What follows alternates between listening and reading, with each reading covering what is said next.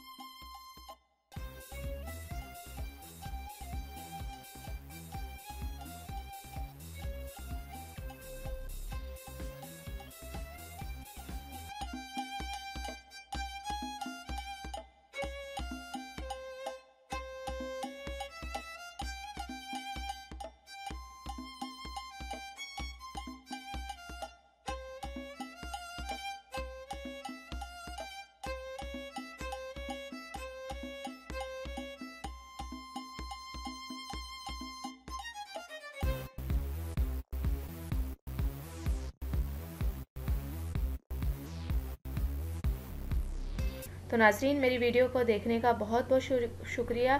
And तक मेरी video आपने देखी, आपका बहुत बहुत शुक्रिया। मेरे चैनल को लाइक करें, सब्सक्राइब करें और शेयर करना हरगिज़ ना भूलें। Thank you. अल्लाह हाफिज़। मिलता है नेक्स्ट वीडियो में और वो भी आपकी पसंद की वीडियो के साथ।